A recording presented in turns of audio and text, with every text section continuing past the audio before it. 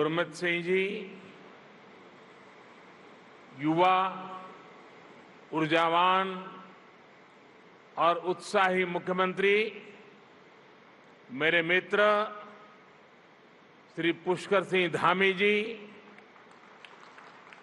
केंद्रीय मंत्रिमंडल के मेरे सहयोगी श्री मनसुख मांडविया जी,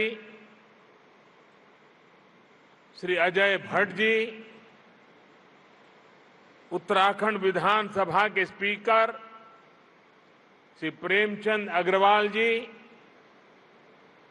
उत्तराखंड सरकार में मंत्री और आज उनका जन्मदिन भी है, डॉक्टर धन सिंह रावत जी, उनको जन्मदिन की बहुत बहुत बधाई।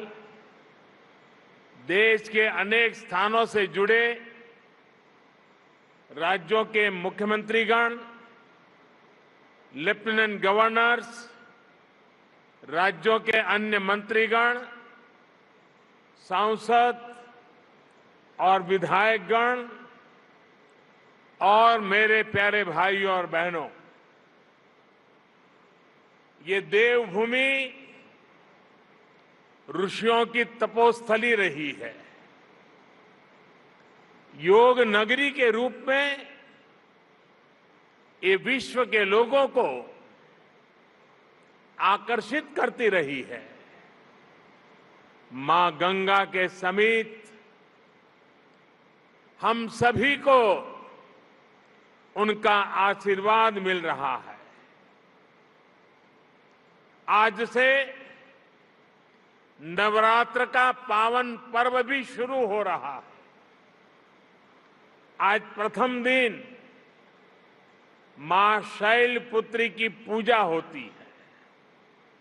मां शैलपुत्री हिमालय पुत्री है और आज के दिन मेरा यहां होना, यहां आकर इस मिट्टी को प्रणाम करना, हिमालय की इस पवित्र धरती को प्रणाम करना, इससे बड़ा जीवन में कौन सा धन्य भाव हो सकता है।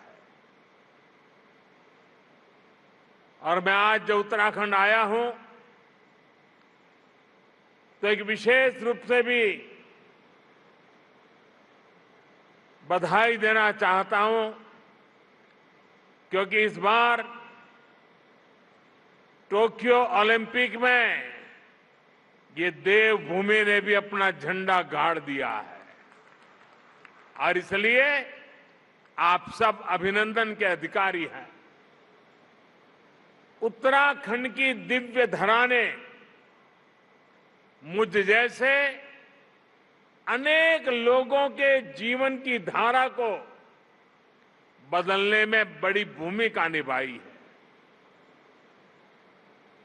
यह भूमि इसलिए मेरे लिए महत्वपूर्ण है, इस भूमि से मेरा नाता मर्म का भी है, कर्म का भी है, सत्व का भी है, तत्व का भी है। साथियों, जैसा अभी मुख्यमंत्री जी ने याद दिलाया, आज के ही दिन 20 साल पहले मुझे जनता की सेवा का एक नया दायित्व मिला था। लोगों के बीच रहकर लोगों की सेवा करने की मेरी यात्रा तो कई दशक पहले से चल रही थी, लेकिन आज से 20 वर्ष पूर्व गुजरात के मुख्यमंत्री के रूप में मुझे नई जिम्मेदारी मिली थी। वैसे ये भी एक संयोग है कि उत्तराखंड का गठन साल 2000 में हुआ और मेरी यात्रा इसके कुछ ही महीनों बाद साल 2001 में शुरू हुई। साथियों, सरकार के मुखिया के तौर पर पहले मुख्यमंत्री और फिर देश के लोगों के आशीर्वाद से देश के प्रधानमंत्री पद पर पहुंचना, इसकी कल्पना मैंने कभी नहीं की थी। 20 वर्ष की ये अखंड यात्रा आज अपने 21वें वर्ष में प्रवेश कर रही है और ऐसे महत्वपूर्ण वर्ष में जिस धरती ने मुझे निरंतर अपना स्नेह दिया है, अपनत्व दिया है, वहां आना मैं अपना बहुत बड़ा सौभाग्य समझता हूं। हिमालय की ये तपोभूमि जो तप और त्याग का मार्ग दिखाती है, उस भूमि पर आकर कोटि कोटि देशवासियों की सेवा का मेरा संकल्प और दृढ़ हुआ है और मजबूत हुआ है। यहां आकर एक नई ऊर्जा मुझे मिलती है। भाइयों और बहनों, योग और आयुर्वेद की शक्ति से जिस क्षेत्र ने जीवन को आरोग्य बनाने का समाधान दिया है, वहीं से आज देश भर में अनेक नए ऑक्सीजन प्लांट्स का लोकार्पण हुआ है। ये देश के अलग अलग राज्यों में ऑक्सीजन प्लांट्स की नई सुविधा के लिए मैं आप सभी को, देशवासियों को बहुत बहुत बधाई देता हूं। साथियों, 100 साल के इस सबसे बड़े संकट का सामना हम भारतीय जिस बहादुरी से कर रहे हैं, ये दुनिया बहुत बारीकी से देख रही है। कोरोना से लड़ाई के लिए इतने कम समय में भारत ने जो सुविधाएं तैयार की, वो हमारे देश के सामर्थ्य को दिखाता है। सिर्फ एक टेस्टिंग लैब से करीब 3000 टेस्टिंग लैब का नेटवर्क बनना, मास्क और किट्स के आयात के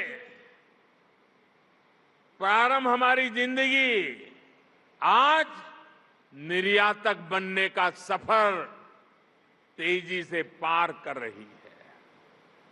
देश के दूर दराज वाले इलाकों में भी नए वेंटिलेटर्स की सुविधाएं, made in India corona vaccine का तेजी से और बड़ी मात्रा में निर्माण, दुनिया का सबसे बड़ा और सबसे तेज टीकाकरण अभियान, भारत ने जो कर दिखाया, वो हमारी संकल्प शक्ति, हमारे सेवा भाव, हमारी एकजुटता का प्रतीक है। भाइयों और बहनों, भारत की कोरोना से लड़ाई के लिए एक बड़ी चुनौती हमारी जनसंख्या तो थी ही, भारत का विविध भूगोल भी बड़ी चुनौती रहा है। ऑक्सीजन की सप्लाई से लेकर वैक्सीन तक, ये दोनों चुनौतियां देश के सामने आती रही, निरंतर आती रही। देश इनसे कैसे लड़ा, ये जानना, ये समझना हर देशवासी के लिए बहुत जरूरी है। साथियों, सामान्य दिनों में भारत में एक दिन में 900 metric tonne liquid medical oxygen का प्रोडक्शन होता था। डिमांड बढ़ते ही भारत ने मेडिकल ऑक्सीजन का प्रोडक्शन 10 गुना से भी ज्यादा बढ़ाया। ये दुनिया के किसी भी देश के लिए अकल्पनीय लक्ष्य था, लेकिन भारत ने इसे हासिल करके दिखाया। साथियों, यहां उपस्थित कई महानुभाव इस बात से परिचित है कि ऑक्सीजन के प्रोडक्शन के साथ ही उसका ट्रांसपोर्टेशन भी कितनी बड़ी चुनौती होता है। ऑक्सीजन ऐसे ही किसी टैंकर में नहीं ले जाया जा सकता। इसके लिए खास टैंकर चाहिए होता है। भारत में ऑक्सीजन प्रोडक्शन का काम सबसे ज्यादा पूर्वी भारत में होता है, लेकिन मुश्किल ये कि जरूरत सबसे अधिक उत्तर और पश्चिम भारत में पड़ी। भाइयों और बहनों, लॉजिस्टिक्स की इतनी चुनौतियों से जूझते हुए देश ने युद्ध स्तर पर काम किया। देश और दुनिया में दिन रात जहां से भी संभव हो वहां से oxygen plants, oxygen tanker arrange किए गए, स्पेशल ऑक्सीजन ट्रेन चलाई गई, खाली टैंकरों को तेजी से पहुंचाने के लिए वायुसेना के विमान लगाए गए, प्रोडक्शन बढ़ाने के लिए डीआरडीओ के माध्यम से तेजस फाइटर प्लेन की टेक्नोलॉजी को लगाया गया। पीएम केयर से देश में पीएसए ऑक्सीजन प्लांट लगाने पर काम तो तेज हुआ ही, 1 लाख से अधिक ऑक्सीजन कंसंट्रेटर के लिए पैसा भी दिया गया। साथियों, भविष्य में कोरोना से लड़ाई के लिए हमारी तैयारी और पुख्ता हो, इसके लिए देश भर में पीएसए ऑक्सीजन प्लांट का नेटवर्क तैयार हो रहा है। बीते कुछ महीनों में पीएम केयर द्वारा स्वीकृत 1150 से अधिक ऑक्सीजन प्लांट्स काम करना शुरू कर चुके हैं। अब देश का हर जिला पीएम केयर्स के तहत बने हुए ऑक्सीजन प्लांट से कवर हो गया है। पीएम केयर्स के सहयोग से बने इन ऑक्सीजन प्लांट्स को जोड़ लें तो केंद्र सरकार, राज्य सरकार, इन सभी के प्रयासों से देश को करीब 4000 नए ऑक्सीजन प्लांट्स मिलने जा रहे हैं। ऑक्सीजन की चुनौती का मुकाबला करने में अब देश और देश के अस्पताल पहले से कहीं ज्यादा सक्षम हो रहे हैं। साथियों, ये हर भारतवासी के लिए गर्व की बात है कि कोरोना वैक्सीन की 93 करोड़ डोज लगाई जा चुकी है। बहुत जल्द हम 100 करोड़ के आंकड़े को पार कर पाएंगे। और पार कर जाएंगे। भारत ने कोविन प्लेटफॉर्म का निर्माण करके पूरी दुनिया को राह दिखाई है कि इतने बड़े पैमाने पर वैक्सीनेशन किया कैसे जाता है।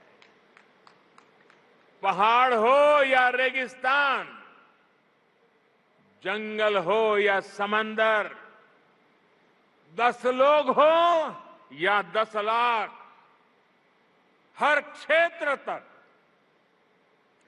आज हम पूरी सुरक्षा के साथ वैक्सीन पहुंचा रहे हैं।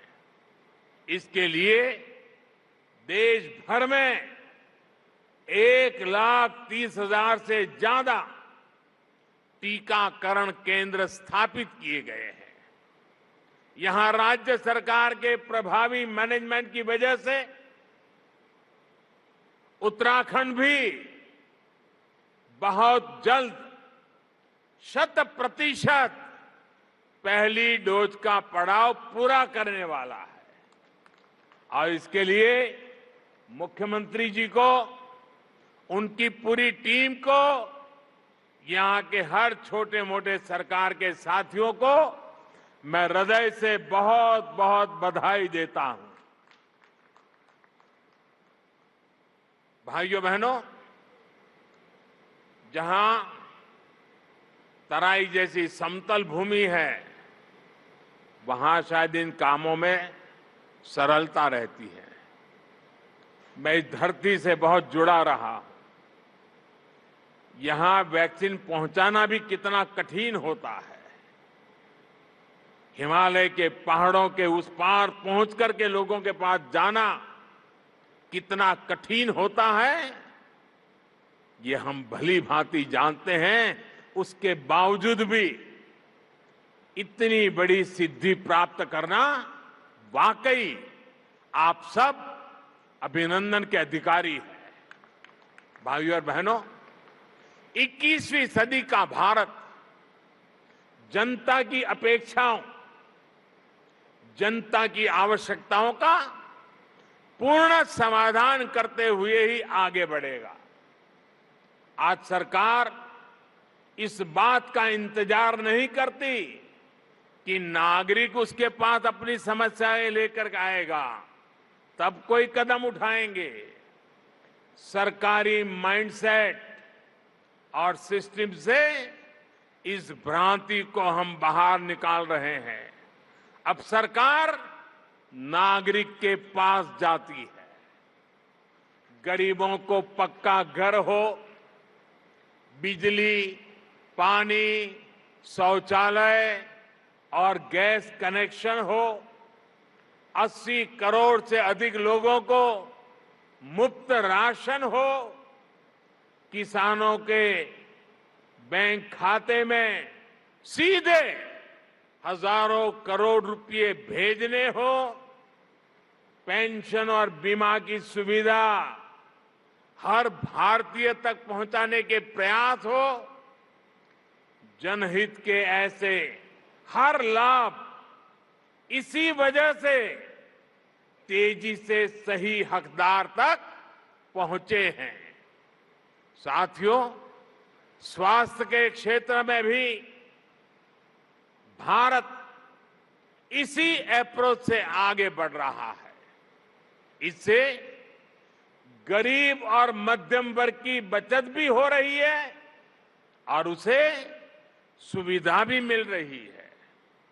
पहले जब किसी को गंभीर बीमारी होती थी तो वो आर्थिक मदद के लिए यहां वहां नेताओं या फिर सरकारी दफ्तरों के चक्कर काटता था।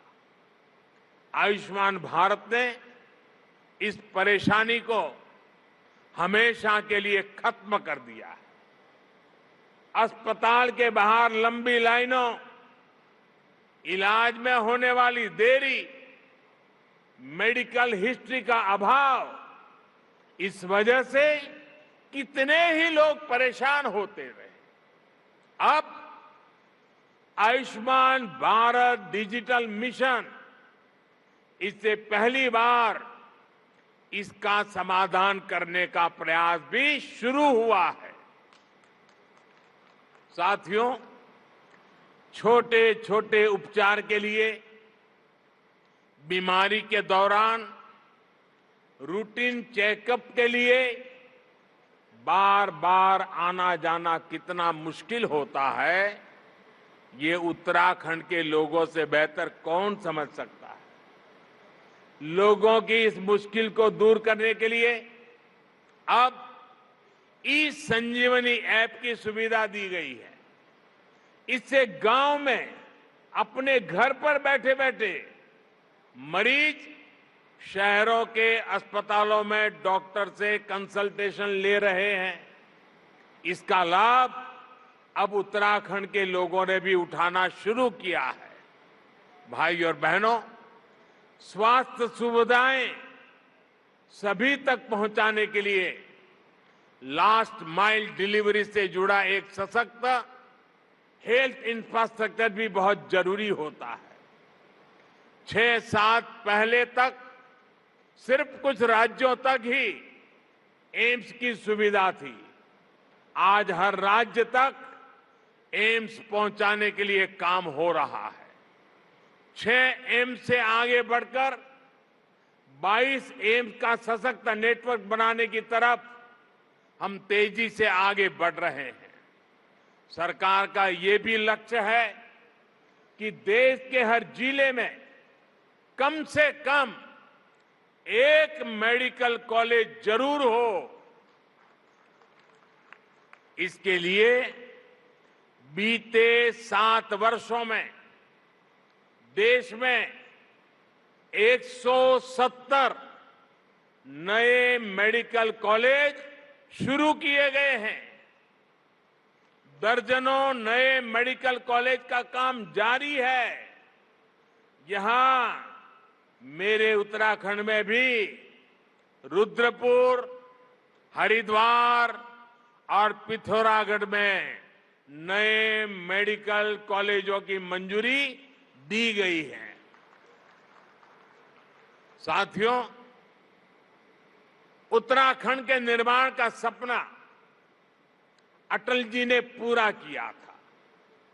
अटल जी मानते थे कनेक्टिविटी का सीधा कनेक्शन विकास से है। उन्हीं की प्रेरणा से आज देश में कनेक्टिविटी के इंफ्रास्ट्रक्चर के लिए अभूतपूर्व स्पीड और स्केल पर काम हो रहा है। मुझे संतोष है कि उत्तराखंड की सरकार इस दिशा में गंभीरता से काम कर रही है। बाबा केदार के आशीर्वाद से केदार धाम की भव्यता को और बढ़ाया जा रहा है। वहां श्रद्धालुओं के लिए नई सुविधाएं विकसित की जा रही है। मैं भी कई बार ड्रोन कैमरा के माध्यम से इन कार्यों की प्रगति की समीक्षा करता रहता हूं। 4 धाम को जोड़ने वाली ऑल वेदर रोड पर काम तेजी से चल रहा है।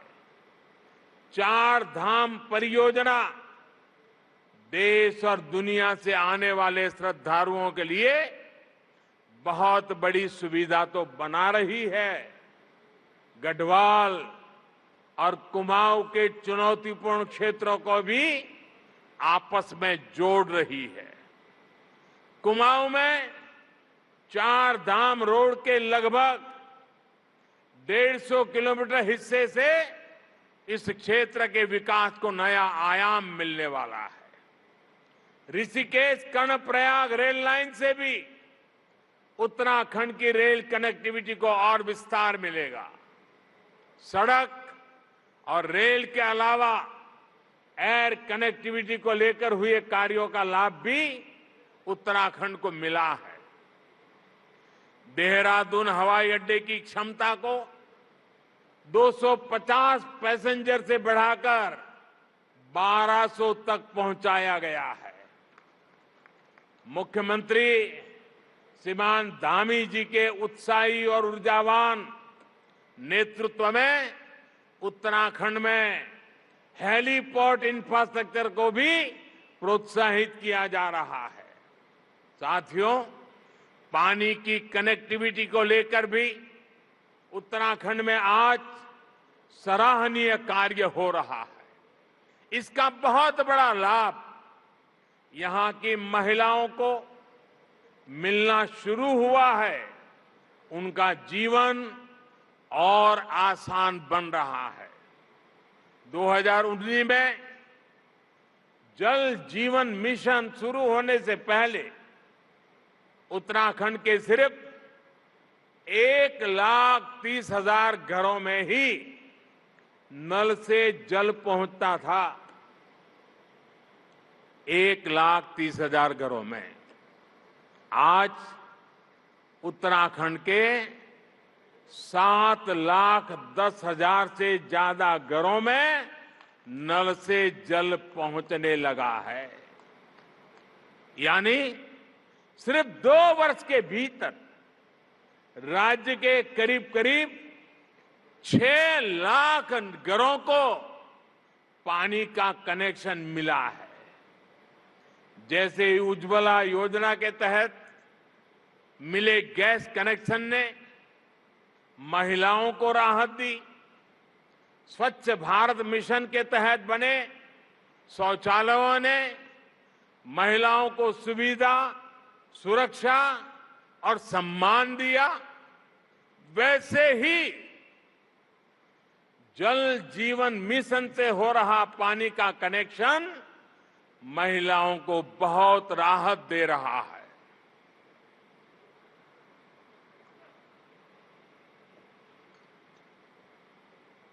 साथियों, उत्तराखंड की देश की सुरक्षा में बहुत बड़ी भूमिका है। यहां का वीर नौजवान, वीर बेटियां भारतीय सुरक्षा बलों की आन बान और शान है। हमारी सरकार हर फौजी, हर पूर्व फौजी के हितों को लेकर भी पूरी गंभीरता से काम कर रही है। ये हमारी ही सरकार है जिसने 1 रैंक 1 पेंशन को लागू करके अपनी फौजी भाइयों की 40 साल पुरानी मांग पूरी की। और हमारे धामी जी तो खुद ही फौजी के बेटे हैं। वो बता भी रहे थे कि 1 रैंक 1 पेंशन, इस फैसले ने फौजियों को कितनी बड़ी मदद की है। साथियों, ये हमारी ही सरकार है जिसने दिल्ली में नेशनल वॉर मेमोरियल बनाकर देश के वीर जवानों को श्रद्धांजलि अर्पित की है। ये हमारी ही सरकार है जिसने बैटल कैजुअलिटी वेलफेयर फंड का लाभ आर्मी के साथ साथ नौसेना और वायुसेना के शहीदों को भी सुनिश्चित किया है। ये हमारी ही सरकार है जिसने जेसीओ और अन्य रैंक की पदोन्नति को लेकर पिछले 4 दशकों से चला आ रहा मामला सुलझा दिया है। पूर्व सैनिकों को पेंशन से जुड़ी दिक्कतें ना आए, इसके लिए भी हम डिजिटल टेक्नोलॉजी का इस्तेमाल बढ़ा रहे हैं। साथियों, जब फौज के वीर जाबाजों के पास आधुनिक हथियार होते हैं, अपनी रक्षा के लिए आधुनिक उपकरण होते हैं, तो वो उतनी ही आसानी से दुश्मन से मुकाबला कर पाते हैं। ऐसी जगहों पर जहां मौसम हमेशा खराब रहता है, वहां भी आधुनिक उपकरणों से उन्हें बहुत मदद मिलती है। हमारी सरकार ने रक्षा क्षेत्र में जो आत्मनिर्भरता का अभियान चलाया है, वो भी बहुत बड़ी मदद हमारे फौजी साथियों की करने वाला है। और निश्चित तौर पर सरकार के इन सभी प्रयासों का लाभ उत्तराखंड को होगा, यहां के लोगों को भी होगा। भाइयों और बहनों, हम दशकों की उपेक्षा से देवभूमि को निकालने का बहुत ईमानदारी से, पूरी गंभीरता से प्रयास कर रहे हैं। बेहतर इंफ्रास्ट्रक्चर बनने के बाद वीरान पड़े गांव फिर से आबाद होने लगे हैं। कोरोना काल में मेरी यहां के अनेक युवाओं से, किसानों से कई बार बातचीत हुई है। जब वो बताते हैं कि उनके घर सड़क पहुंच चुकी है, अब उन्होंने होम स्टे खोल दिया है, तो मन को बहुत संतुष्टि मिलती है। नए इंफ्रास्ट्रक्चर से कृषि, पर्यटन, तीर्थाटन और उद्योगों के लिए, युवाओं के लिए अनेक नए अवसर खुलने वाले हैं। साथियों, यहां उत्तराखंड में युवा ऊर्जा से भरपूर उत्साही टीम है। अगले कुछ वर्ष में उत्तराखंड अपने गठन के 25 वर्ष में प्रवेश करेगा। उत्तराखंड को बहुत निकट भविष्य में 25 वर्ष होने वाले हैं। तब उत्तराखंड जिस ऊंचाई पर होगा, ये तय करने, उसके लिए जुट जाने का यही समय है, सही समय है। केंद्र में जो सरकार है, वो उत्तराखंड की इस नई टीम को पूरी मदद दे रही है। केंद्र और राज्य सरकार के साझा प्रयास यहां के लोगों के सपनों को पूरा करने का बहुत बड़ा आधार है। विकास का यही डबल इंजन उत्तराखंड को नई बुलंदी देने वाला है। बाबा केदार की कृपा से हम हर संकल्प को सिद्ध करें, इसी कामना के साथ आप सभी को बहुत बहुत शुभकामनाएं। धन्यवाद।